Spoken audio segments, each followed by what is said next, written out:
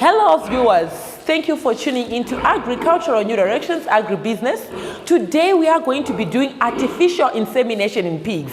I understand most of our Zimbabwean farmers would want to take part in the piggery enterprises. It is very lucrative given that it is a game of numbers where we are saying that the more you produce, the more lucrative and more profitable it is for you. So to achieve this, we're gonna have to start participating in the process of artificial insemination. Thank you viewers for tuning into yet another informative edition of your program. This is Agricultural New Directions Agribusiness. My name is Wadzanai Manyore. So this is a platform which we specifically created for our farming community here in Zimbabwe, be it in the livestock industry, cropping ventures, horticulture, you name it. We are going to be discussing issues, and this is where you should converge and take notes, especially for this episode. I encourage us to sit close and take notes because we are going to be starting from the collection of semen from the bore up to the insemination in the soil. Now at this point in time, viewers, I am joined by Tekedza Trevor. He is the Research and Development Officer here at the Pig Industry Board here in Axuras. Trevor, thank you for joining us today. Thanks for having me. Yes, as we can see right now, there is collection of semen from the bore. Can you take us through maybe the first stages? What do you need to do in order to be prepared enough to collect the semen from the bore? You just need to make sure that the bores have been fed so that the process goes smoothly. The bore will only be focusing on the duty at hand, not to be thinking about food. So it's always good to prepare the feed first so that the process goes on smoothly. And the bore, when you are collecting the semen, you have to have that relationship with the bores because it helps in making also the process simpler. And because pigs are stress animals, we know that any stress inducement on the animals will actually result in a product which is of low quality. So we always try to make sure that our pigs are not stressed during the process so that the quality of the semen is improved as well. So we have different bores that can be tapped. We have different days that we can collect the semen, but the most important thing is we collect semen from one bore once a week. Okay. Yeah, so when you say you collect semen from one bore once a week, how is the frequency? Do you do it twice a day or once a day for the rest of the week? It's once a day for the rest of the week. That's optimal bore use. We will find that semen takes a lot of days to be prepared in the bore. So removal of the semen once a week is the ideal or the optimal rate of so that it maintains the quality. Even if we don't have sows on it, we maintain that schedule of collecting once a week so that we remove mature semen so that the bore continues processing good quality semen for us when we want to use it. Okay, now moving right along, Trevor, would like us to talk about preparation of the person. Is there any training that the person who collects semen should go through so that he can collect quality semen and he knows exactly what he's doing? Given that in some instances you might find that the bore can be violent. You were saying earlier on that there needs to be a relationship between the person who collects the semen and the bore. These two people need kuitaka kujairirana. The bore and the person needs kuitaka kuzivana, so that it becomes simpler. So is there training or any, prerequisites that this person needs to know? Usually the training, the bores, they are animals, just like us, so they get used to certain people. So when a person is feeding the bore, then the bore gets to know that person. Okay. And then the relationship, and if a person is handling the bores very well, it also helps because some people, they are violent, they are cruel towards the bores. So the bores will also be cruel towards them. Okay. So the boar will know it's a very intelligent animal. So it usually treats you the way that you treat it, but it can be very aggressive. Okay. So you need to be careful during this process of collection so that there are no casualties. Okay. So now, Trevor, how long does this process take? Beginning from when does the bore, the minute it gets to this station, when does it start to produce semen? I could see that in the beginning or sort of like urine which was coming out. When does it start to when you can say, okay, now this is semen that is coming out? Okay, we have the time it varies from boar to boar. It's Okay, not the same. but in general? In general, maybe it takes about a minute to 2 minutes for the boar for you to remove the waste in the prepuce. So after you remove the waste with the first glove, then you remove the pre-collection glove, and then you have the collection glove. I think you saw the pre-collection glove earlier on. Okay. The sole purpose is to remove that those fluids that are dirty that can contaminate the semen. Yes. Okay. Now, Trevor, when it comes to handling of the semen after collection, what do? You have collected your semen. I can see here's the container. What's the next step? We evaluate the semen. We use our senses, visual. Are there any dirt on the container that you would have been contacted with the semen? And then the smell. Semen is odorless. Okay. Yeah. So that's the first test. Those are the first tests that you do to make sure that the quality is okay. If it passes, then you proceed to process it. We check the concentration as well as the quality parameters like the motility, which is the movement of the semen of the individual cells, and then we also check the percentage of normal or abnormal cells. Okay. So we'll be rating and scoring all these scenarios. And if we are collecting our semen from the boars once a week and feeding the boars good feed and regular deworming, we will always have good results. Okay, so as we round off finally, as we close our segment where we're talking of collection of semen, yes. What needs to be done in terms of after you have the bow has produced the semen? Eventually, what do you need to do in terms of hygiene? Because next week you are going to be bringing a different cell.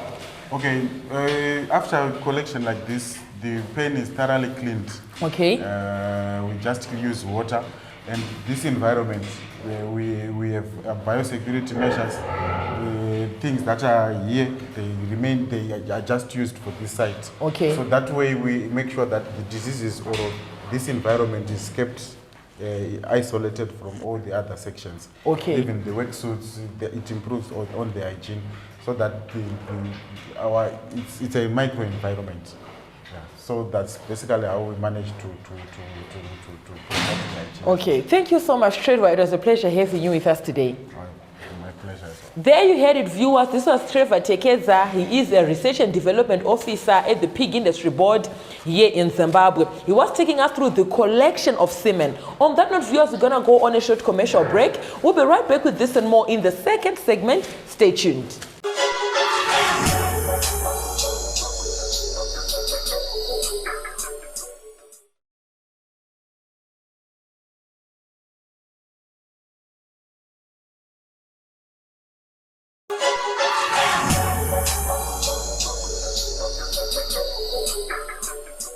Thank you, viewers, for staying tuned to Agricultural New Directions, Agribusiness. We are in the second segment of your program, where we are going to be looking at artificial insemination in pigs.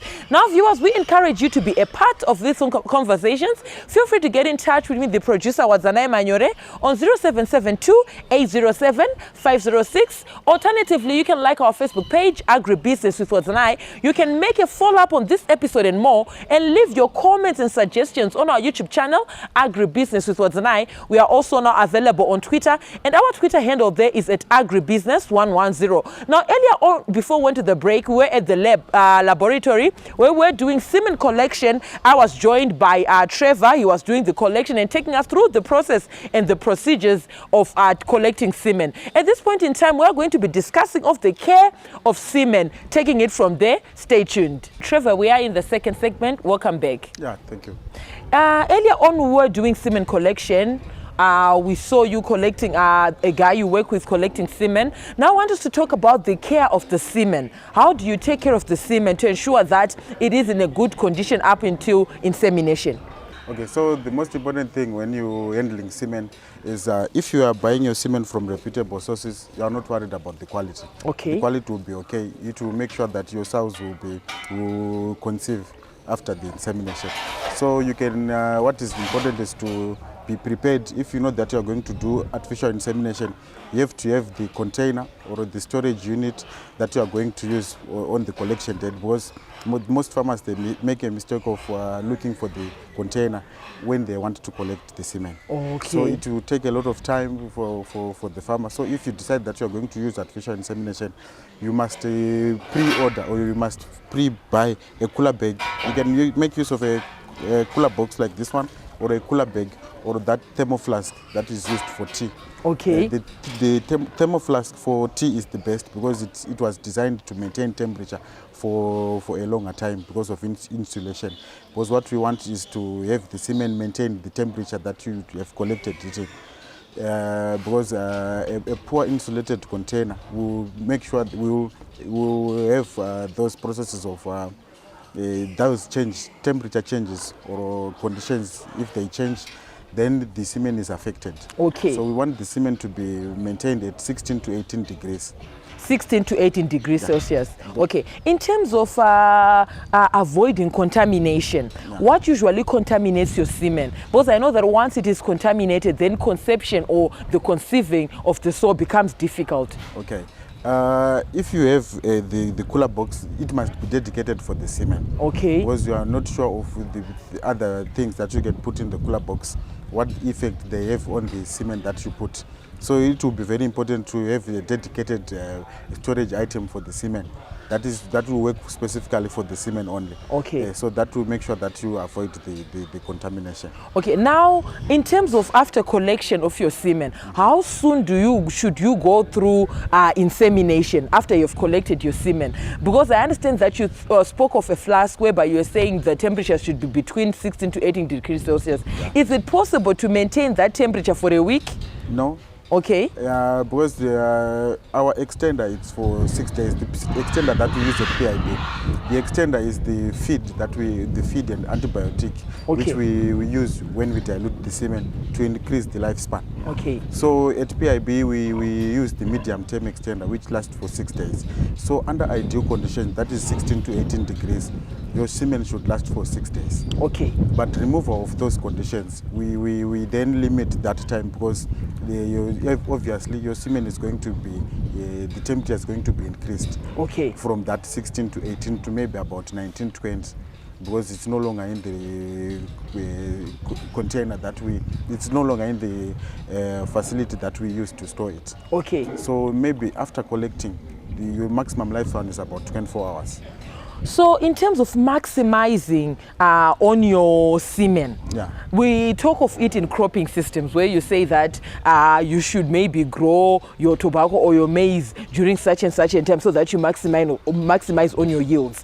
When it comes to semen, what is the peak period for you to get desirable results or the best results when it comes to after collection up to insemination? Is there a period where you can maximize in terms of your output? Yeah, certainly. Most people, there are misconceptions out there about the determinants of the litter size. But the timing of insemination determines the litter size. Okay. So we are saying that too early of insemination, you get poor results. Or inseminating too late, you get poor results. Poor results like in the consumption rate or even in the litter sizes. Okay. So you need to inseminate your cells at the right time. So that means you must order your semen in time when your cells start showing those heat signs, such that you inseminate when the cells are at their peak. Okay. Yeah, okay. So just like in humans, when a female is ovulating, then you can maximize on your chances of conception become higher. Yeah. Okay, as we round off this segment, Trevor, I want us to talk about the tools that you use for insemination. There are tools for collection, and there are also tools for insemination. What are those? We are talking to a farmer probably in Chipinge who wants to get into artificial insemination. Where and how can he maintain those tools, and what are they? In terms of sanitization, hygiene, taking care of them, what are they and how can they be maintained? The most important are the catheter, and the catheter, you buy the catheter when you buy the semen. Okay. If you buy 100 sachets of semen, you also get 100 sachets, 100 catheters. So in short, you are saying that you cannot use the same catheter every time? Yeah. Okay. All the equipment that comes in contact with semen must be disposed after use. Okay. Yeah, so that's to improve the hygiene. Okay. So we use the catheter. It's as simple as this one. This one is for gilts. And then we also need a paper towel, that industrial tissue. If you don't have the paper towel, you can just use that normal toilet tissue. Toilet paper. That okay. normal toilet paper to wipe the valve. Okay. You will see how we will wipe the valve when we do the demonstrations. Okay. But those are basically the tools that you need, and of course your cooler box. Okay, and your gloves. And for insemination, the gloves are not very necessary. Yeah, because at the end of the day, we want to minimize the costs. Okay. Yeah. But in terms of washing, I saw that in your laboratory you do have a shower. In terms of washing, do you bath or do you wash your hands? What do you do? When you want to inseminate, yes. You just have to make sure that you are just clean. You must make sure that you are just clean. Yeah, but if you look at the catheter, they are sold in a plastic. Like this, so that it doesn't get contaminated. Oh, okay. Yeah, so if you are buying your semen, make sure that the catheter is sealed. Okay. It's also to improve on hygiene. Okay. Yeah. Thank you so much, Trevor. There you heard it, viewers. We are talking of artificial insemination. We're talking of the care of the semen and how soon you can inseminate after collection of your semen. On that note, viewers, we're going to go on a short commercial break. We'll be right back with this third and final segment. Stay tuned.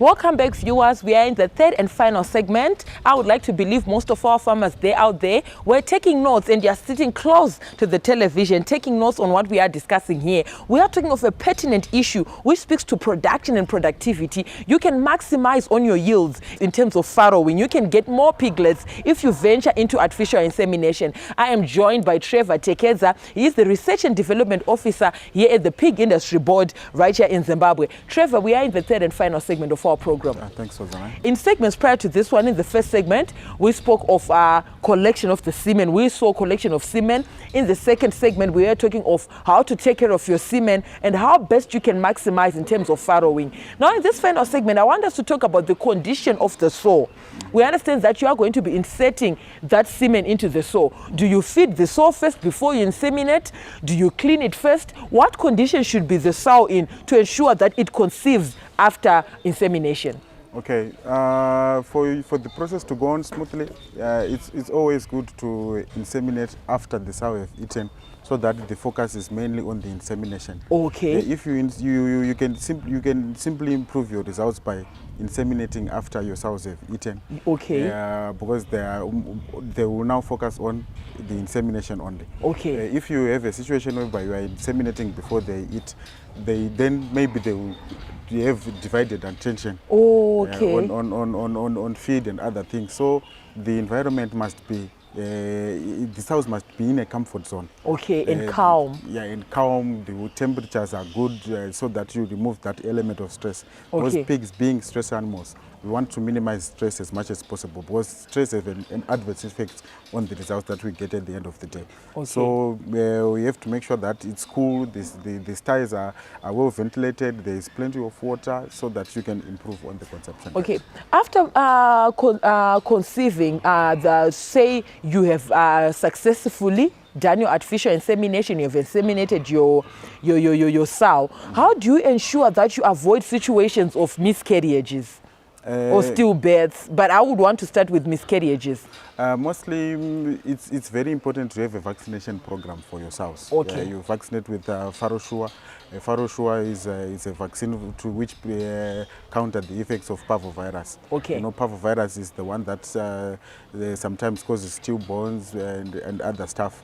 And all it does is reduce the number of viable piglets at birth. Okay. So you need to make sure that that vaccination program takes care of that. Okay. Yeah. Now, Trevor, there is issues surrounding management of the sow.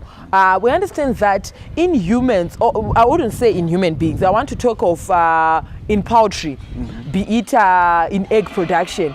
You will find that sometimes when a chicken is heavily built with a lot of fat, it might have difficulty laying eggs. Is it the same situation with sows, with pigs? Do we have a situation where we say that this pig failed to conceive after insemination because it was underweight or it was overweight? Yeah. What is the normal weight for a pig to conceive after insemination? That is a very good point, Wadzanai. You find that the condition of the sow determines the output, even the litter size. Okay. Because your sow must not be over-conditioned, but which is not usually the case, because you are saving your sows after they wean.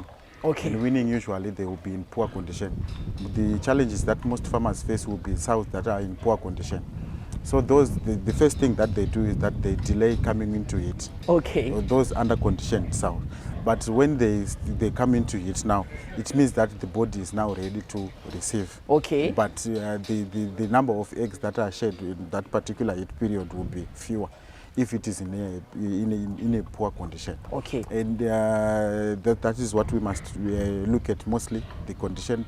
And for the sows that are over-conditioned, they are not a very big problem when they farrow compared to gilts. Okay. Gilts, your first timers, they are the ones that are severely affected. You can actually use your gilts due to difficulties in giving birth, what we call dystocia.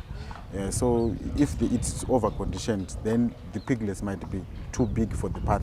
Oh, okay. Such that you might end up having to have an cull. operation. Yeah, usually it's culling, because the operation will be very expensive. Oh, it's very okay. expensive. It's not economically viable. Okay. So you actually save the piglets, but then you cull the gilt. Oh, so okay. you have to monitor your sows and the gilts so that they are serviced and they are maintained in a fit condition. Okay, now the most pertinent question, Trevor, will be, how do you see, or how do you look and say that I think this sow or this gilt did conceive? Are there any signs? In humans, people get lazy, not lazy as such, but they are often tired.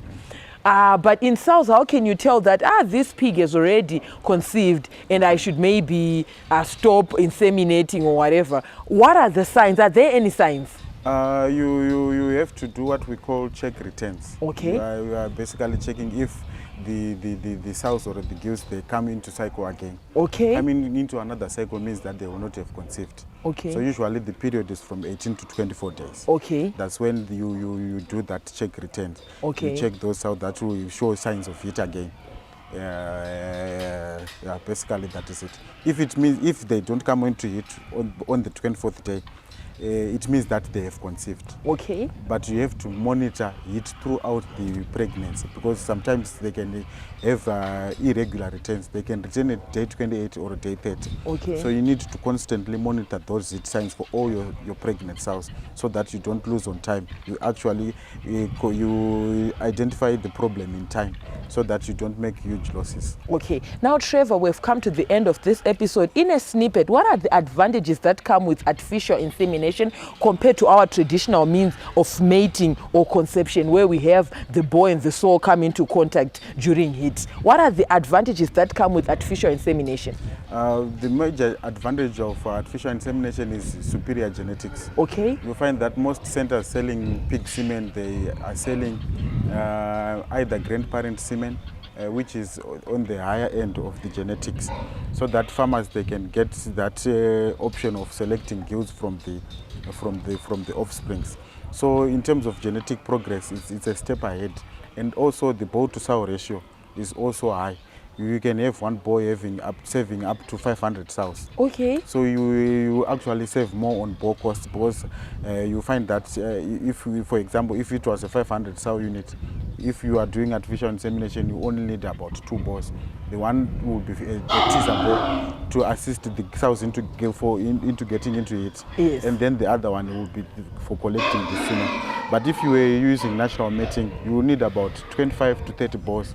And that's feed. Yeah, that's feed, and those are costs in terms of the chemicals that or to control diseases and stuff. Yeah. Okay, thank you so much, Trevor. There you heard it, viewers. I was with Trevor Tekeza. He is the Research and Development Officer here at the Pig Industry Board. He was taking us through the pertinent issues and the pivotal stages in artificial insemination, be it from collection of semen, taking care of the semen, and then inserting the semen itself. I hope you took notes and you understood a thing or two from this episode. From me, Wadzanai Manyore, I'm also on Instagram. It's a W Manyore. And Daniel Muranganwa, thank you for watching and have yourselves a fabulous evening. Good night.